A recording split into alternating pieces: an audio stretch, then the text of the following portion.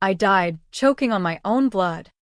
The metallic tang flooding my mouth as my husband's hands, those same hands that once traced love letters on my skin, crushed my windpipe in the dim glow of our Christmas tree lights. The last thing I saw was his face, twisted in that smug satisfaction, whispering, "For the family, Arya." It's always for the family, right before the world went black. And I tumbled into the void where regrets echo like shattered ornaments. But death isn't the end, it's a goddamn reset button. And when I gasped awake in my old bedroom, the calendar on the wall screaming December 1st, 3 years before that fatal holiday, I fucking knew, I'd been given one shot to rewrite the nightmare. My name is Arya Kensington. And if you think reincarnation is some fluffy second chance at love and lattes, think again. It's a loaded gun pressed to your temple, finger itching on the trigger.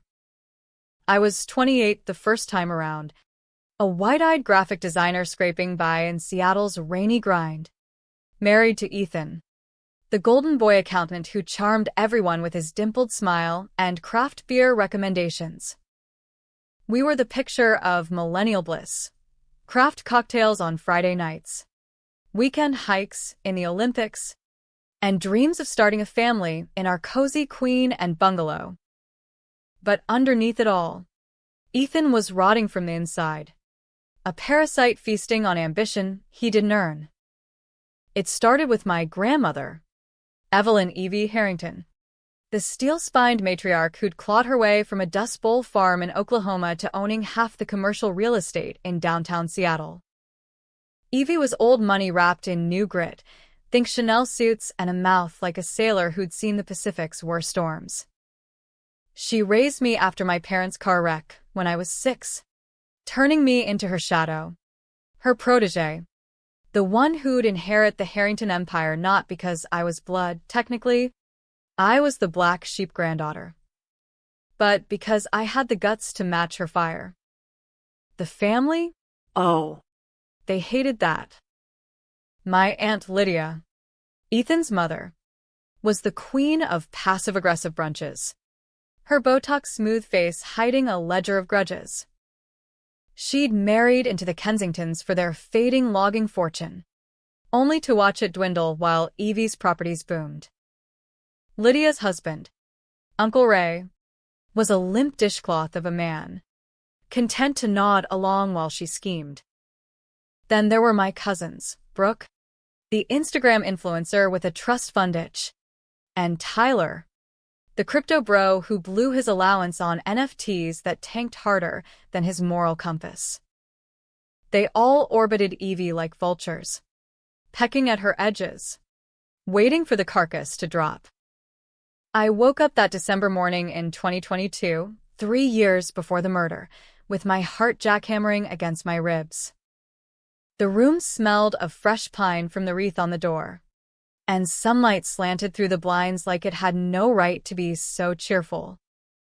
I bolted upright, sheets tangling around my legs, and stared at my hands, younger, unscarred. No wedding ring yet because Ethan and I were still in that exclusive dating phase. My phone buzzed on the nightstand, a text from him. Morning. Beautiful.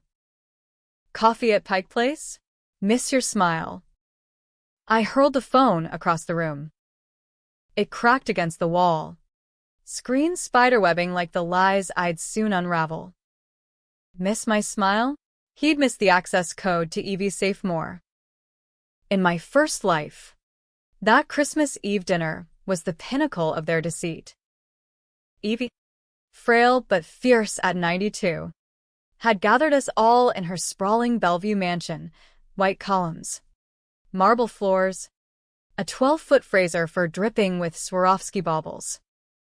She'd announced the will reading early, her voice rasping like gravel over whiskey, equal shares in the $50 million estate. But with a twist.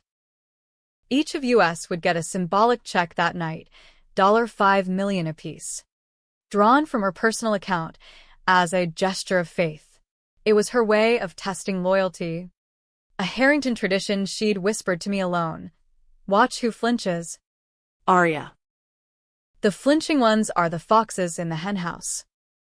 They'd all laughed when Evie handed out the envelopes. Thick cream stock embossed with gold. Lydia tittered first, fanning hers like a bad poker hand. Mother. Darling. This is Quaint. But really? $5 million? In this economy? Brooke snatched hers, eyes narrowing. Grandma. Checks? What is this? 1995? Venmo exists. You know.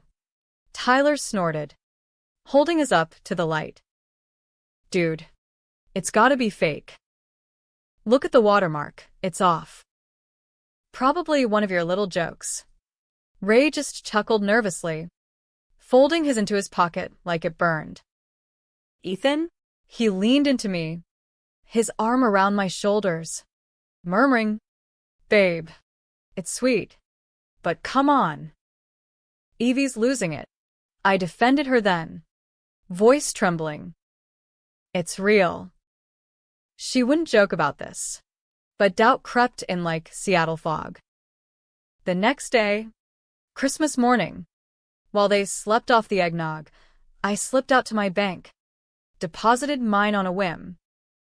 The teller raised an eyebrow but processed it.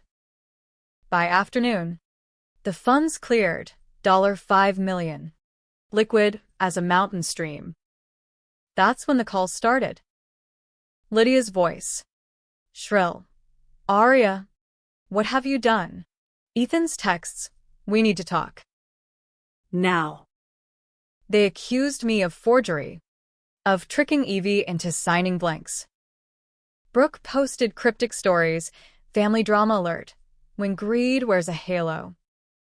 Toxic relatives Tyler cornered me at the Boxing Day brunch. His breath hot with IPA. You think you're special? That money's ours. Always has been. The pressure mounted. Eve, sensing the rot, called a full reading for New Year's. But they couldn't wait. Lydia orchestrated it, poison in my champagne flute at the midnight toast, disguised as festive cheer. I convulsed on the Persian rug, garland lights blurring, as Ethan held me down, hissing, Show. It's for the best.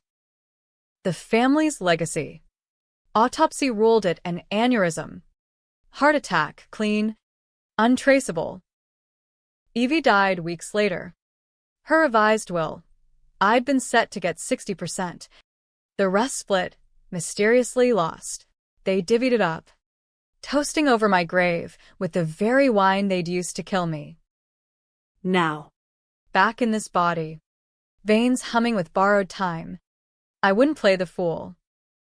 I dressed quickly, jeans, a flannel shirt that smelled of lavender detergent, boots scuffed from hikes I hadn't taken yet. Evie's mansion was a 40-minute drive across the floating bridge, Lake Washington glittering like fool's gold under a slate sky. I cranked the radio, some Maren Morris ballad about heartbreak, and let the memories fuel me. This time, I document everything, hidden camera apps on my phone, voice memos timestamped, a digital trail that would bury them deeper than their lies. Pulling into the driveway, gravel crunching under tires, I saw the cars already lined up, Lydia's gleaming Lexus, Brooke's leased Tesla, Tyler's lifted Jeep with the Crypto King bumper sticker, Ray's old Ford, dependable as his spinelessness, Ethan's Audi, parked cocky close to the door. My stomach twisted, not fear, but a cold, exhilarating rage. The betrayal wasn't just the money, it was the erasure. They'd painted me as the grasping outsider, the girl from nowhere who seduced her way into the fold. Evie knew better. She'd seen my sketches, my designs for her properties, modern lofts that breathed life into her brick-and-mortar ghosts. You're the future, Aria, she'd say, eyes sharp behind bifocals. They'll eat you alive if you let him. The door swung open before I knocked. Brooke air-kissing my cheeks. Aria, finally. Grandma's been asking for you. God. You look rested. Her smile didn't reach her eyes. Already calculating shares. Inside. The air was thick with cinnamon and pine. Bing Crosby crooning from hidden speakers. Evie held court in the solarium, bundled in a cashmere throw, her silver hair haloed by poinsettia blooms. She spotted me, and her face cracked into that rare, genuine grin. There's my girl. Late as usual, but worth the wait. I knelt, kissing her papery cheek, inhaling the Chanel No. 5 that was her armor. Wouldn't miss it. Evie. Traffic's a beast. Up close. She looked frielier than I remembered, lines etched deeper, hands trembling slightly. Cancer. The first time, she'd hidden it until the end. This round, I'd make sure she got the experimental trial in Boston, the one that could have saved her. Dinner was a minefield of small talk and veiled barbs. Lydia passed the mashed potatoes with a sigh. Aria. Dear. Still freelancing? Ethan says you're brilliant. But honestly, with your talent. Ethan, seated beside me, squeezed my knee under the table, possessive, not affectionate. She's killing it. Mom. Just picky about clients. Tyler launched into a rant about Bitcoin dips, waving his fork like a scepter. Ray mumbled agreements. Brooke scrolled her phone, occasionally glancing up to lob a compliment that landed like a grenade. Love your hair. Aria. So boho chic.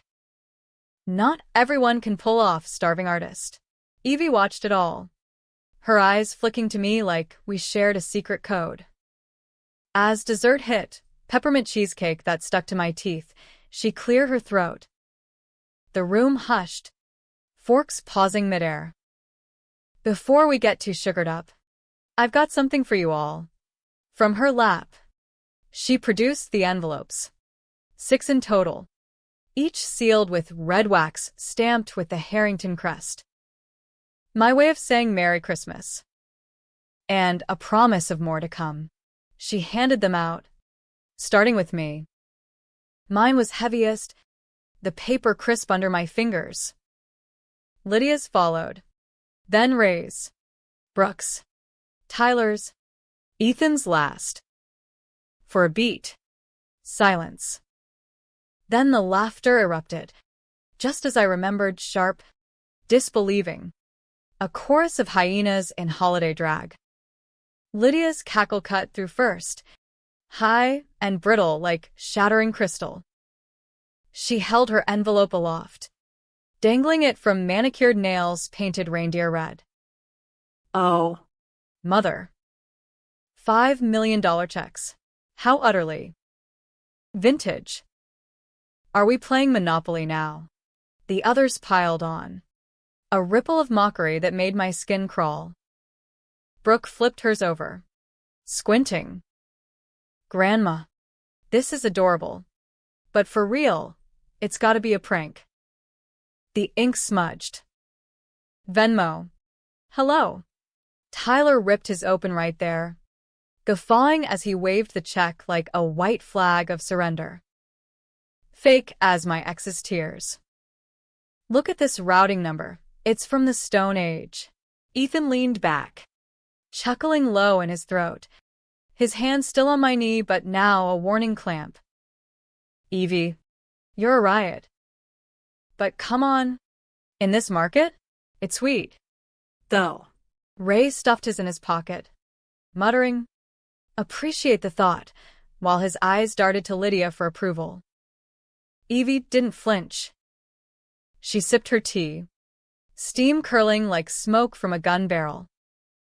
Laugh if you want. Chickadees. But Harringtons don't joke about fortunes. Her gaze locked on mine. A spark of knowing. In that moment, I felt it, the thread between us, unbreakable. This was her test. Same as before. Who grabs for the brass ring? Who sneers at the gift? I kept my face neutral, slipping my envelope into my purse without a word. No defense this time. No pleading. Let them underestimate me. It was their noose. Dinner dragged on, the laughter fading into awkward carols and clinking glasses. Ethan pulled me aside in the kitchen later, while I refilled water glasses, his breath warm against my ear. Babe, you okay? They're just messing around. Family, right? His eyes searched mine, probing for cracks. In my first life, I'd melted, reassured by that boyish tilt of his head. Now, I saw the calculation, the way his pupils dilated not with love, but with a scent of opportunity.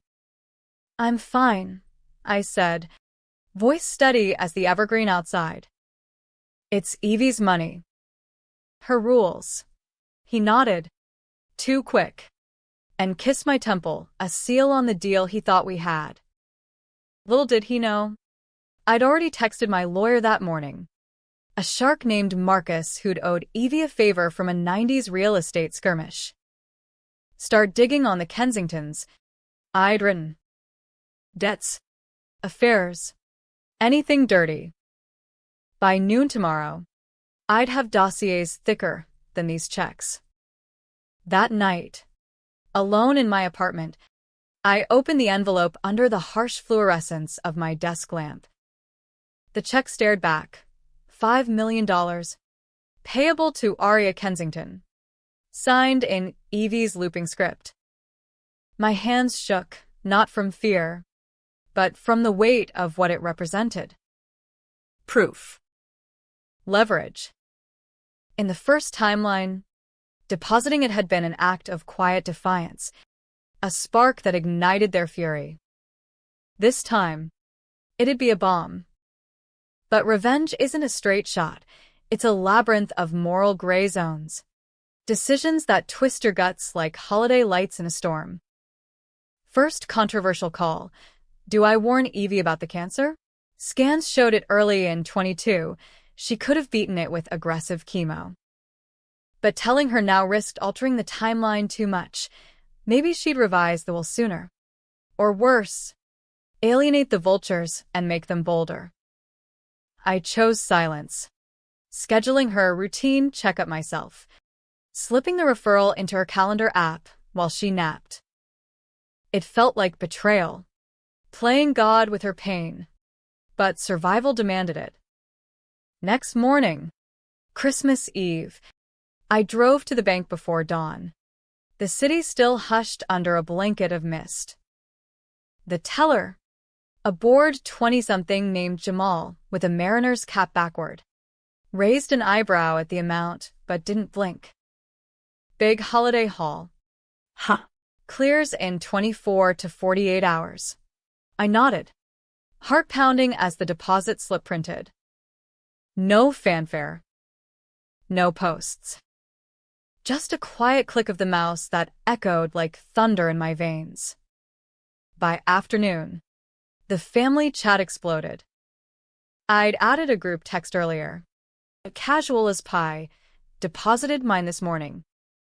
Fingers crossed it clears. Christmas tree Brooks' reply hit first. WTF, Aria? You're joking. Tyler, LMAO. Troll much? That's fraud if it's real. Lydia, young lady. We need to discuss this immediately. Family meeting at the house. Now. Ethan's private text followed. What the hell? Call me. I showed up at the mansion unannounced. Purse slung over my shoulder like a loaded holster. They were gathered in the living room. Fire roaring. Stockings hung, but joy long fled. Lydia paced, phone in hand, her face a mask of controlled fury. Arya, explain yourself. That check is a symbol, not a... It's real. I cut in. Voice calm. Pulling out my banking app. The screen glowed, pending $5 million transfer. Gasps rippled. Brooke's hand flew to her mouth. Tyler froze mid-sip of spiked cocoa. Ray shrank into the couch. Ethan's jaw clenched, his eyes narrowing to slits. Eve, wheeled in by the nurse, watched from her armchair, a faint smile playing on her lips like she'd scripted this scene. Lydia recovered first, voice dripping venom. This is absurd. Mother, tell her. Evie raised a hand, silencing the room. I told you. It's no joke. Arya trusted me. Maybe you should too. But I saw the flicker in her eyes, concern, not triumph. She knew the stakes. The real storm brewed after Evie retired early, claiming fatigue. They cornered me in the library, mahogany shelves looming like judges. Lydia led the Inquisition, her pearls clutched like rosary beads. You've always been the outsider. Arya. Marrying into this family doesn't make you one of us. That money? It's blood money, Harrington blood. You deposit it, you steal from all of us. Ethan stepped forward, voice low, Pleading. Babe, think about the optics. We're building a life together. This makes you look greedy. Greedy. The word landed like a slap, echoing the autopsy report they'd buried. No foul play suspected. I met his gaze, saw the flicker of panic beneath the concern. He knew, deep down. The schemer in him recognized the threat. Greedy? I echoed, letting a laugh bubble up, sharp and unhinged. Like the times you've borrowed from Lydia's accounts. Ethan? Or Tyler's pump-and-dump schemes that nearly tanked Evie's portfolio. Bluffs. Half-truths from Marcus's prelim digs. But they hit like bullets. Tyler sputtered. What the? Brooke's eyes widened. Phone forgotten. Lydia's face drained of color. Lies. Slanderous.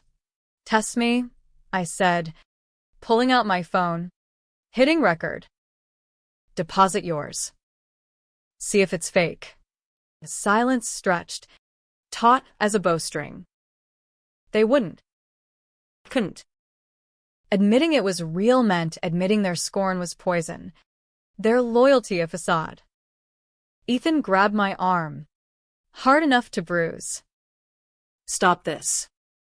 You're ruining everything. His whisper was feral, eyes wild. In that grip, I flashed to the future, the chokehold, the lights fading. Rage surged, hot and clarifying. I wrenched free, voice ice. Everything? You mean your inheritance? The one you'd kill for? The accusation hung. Controversial as hell. Unsubstantiated. A grenade lobbed into fragile peace. Brooke gasped. Did she just say?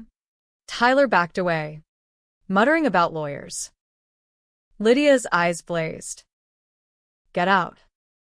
You're no longer welcome here. I left them fracturing. The deposit app pinging, cleared. $5 million in my account. A war chest for the battles ahead. But revenge has teeth. And they bite back. That night, alone with a glass of Pinot, I pored over Marcus's files. The buried secret unraveled like cheap tinsel, Lydia's embezzlement from Evie's trusts. $2 million siphoned over a decade into offshore accounts. Ethan's complicity, fudged ledgers to cover it. Tyler's insider trading. Brooke's blackmail of a rival influencer for hush money.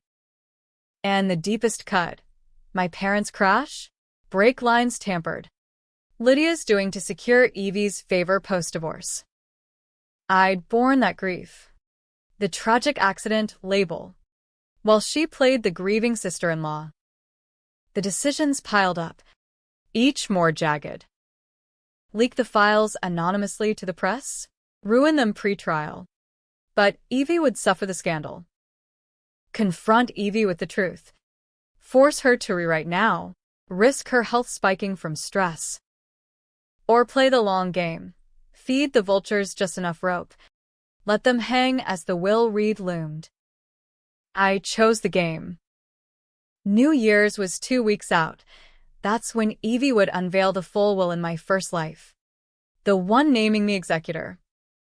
This time, I'd ensure it stuck, with addendums stripping the guilty. Christmas Day dawned gray, rain lashing the windows like accusations.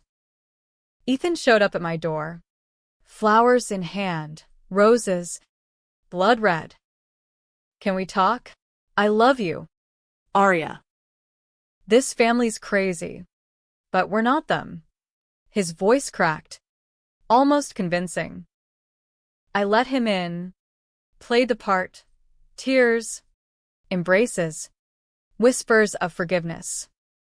But as he slept on my couch, snoring softly, I slipped into his phone, passcode still my birthday, the fool, and forwarded his emails to Marcus.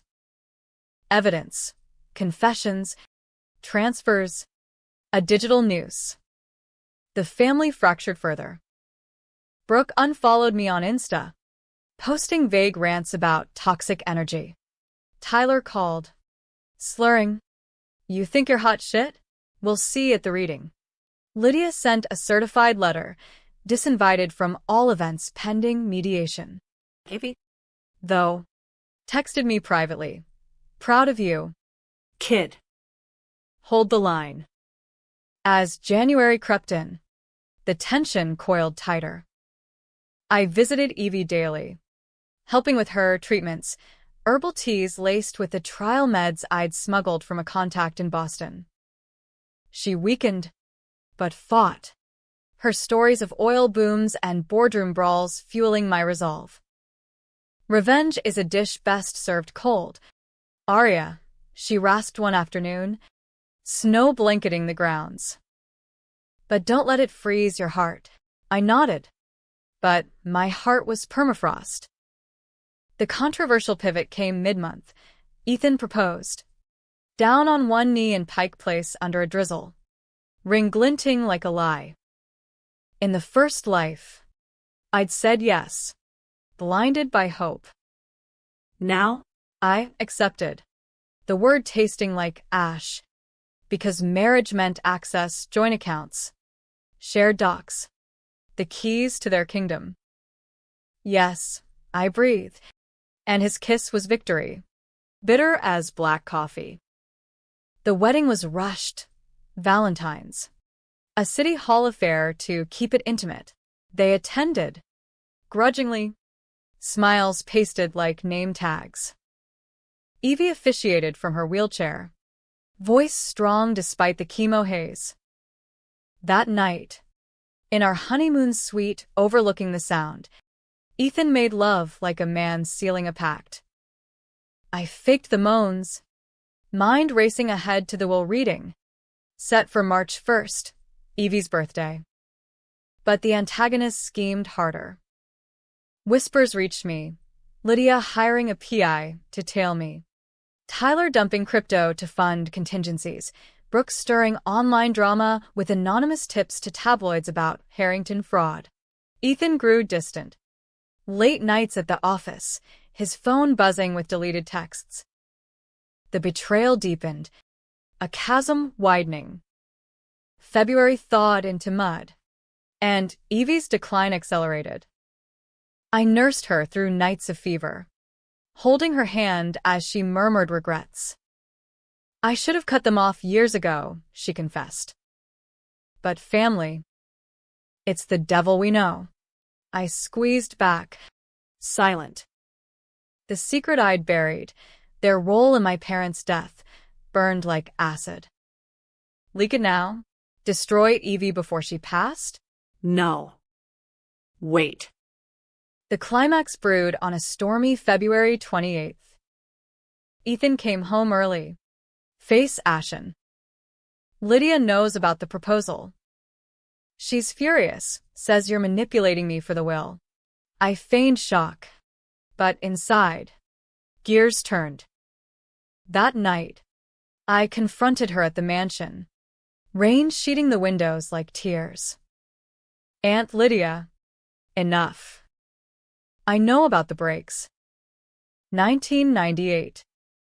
My parents. Her laugh was a bark. Proof? You're delusional. Girl. Grieving makes monsters. But her eyes, pure terror. Ethan burst and then, having followed me, and the dam broke. What the hell is this? He demanded. Lydia spilled it all in a torrent, the sabotage, the cover-up, how Evie's fortune was rightful retribution for slights imagined. Ethan defended her at first, then faltered, realizing the web ensnared him too. I recorded it. Phone hidden in my coat. Smile for posterity, I said, hitting play. Their faces crumpled. Lydia's a ruin of mascara rivers. Ethan's a mask of betrayal. Arya. Why? He whispered. Because you killed me, I replied, voice steady. In another life. And you'll pay in this one. Evie clung to life through sheer spite. Her bedroom a fortress of monitors and morphine drips. The March 1st reading postponed to the 15th by doctor's orders. I became her sentinel, barricading the door against well-wishers who reeked of desperation. Lydia's visits turned weepy. Crocodile tears over chamomile tea. I was protecting the legacy. Arya. Your parents. It was an accident, a moment of madness. Bullshit. The PI Marcus hired confirmed tampered lines. A garage receipt in Ray's name for brake work on the wrong car. But I let her ramble, nodding sympathetically, all while the recorder in my pocket hummed. Ethan spiraled. Our marriage was a farce of takeout dinners and tense silences. His touches turning frantic, like he could fuck the truth out of me. You're different, he accused one night. Whiskey on his breath. Colder. What happened to the girl I fell for? I traced his jaw, memorizing the lines for the restraining order I'd file post-Evie. Life. Ethan. It hardens you. He bought it. Or pretended to. Collapsing into sleep while I emailed the recordings to my attorney. Controversial? Hell yes. Trapping him in intimacy for evidence felt like sinking to their level. A moral quagmire where ends justified the venom. But justice isn't clean. It's a street fight in stilettos. Tyler and Brooke circled like sharks scenting chum. Tyler cornered me at a coffee shop. His bro hug lingering too long. Look. Cuz. Let's cut the crap. Split the deposit with us, quiet-like, and we forget this drama. His grin was all teeth. A crypto scam in human form. I sipped my latte, feigning interest. What's in it for me? He leaned in. Voice oily. Peace. And maybe a piece of my next ICO. 10 mil easy. I laughed, loud enough to turn heads. Peace? From you? I'd sooner invest in tulips.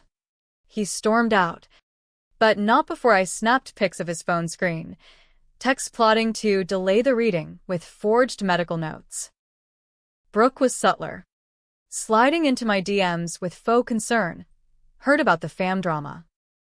Therapy helps. Babe. Mental health matters attached.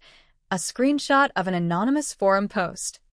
Harrington heiress, gold digger or victim, stirring shit with half-truths about my rapid engagement. I screenshotted. Blocked. and forwarded to Marcus. Her influencer empire? Built on sponsored lies. One leak about her shoplifting scandals from teen years. And it'd crumble like a gingerbread house. Ray was the wild card. The quiet enabler whose silence damned him. I visited him at his workshop. Sawdust thick in the air. His hands calloused from building birdhouses no one bought. I knew. Arya, he admitted over lukewarm beer. Eyes downcast. The breaks. Lydia. She gets these ideas. E fique sem éfter. Cowardice in flannel. Controversial decision 3.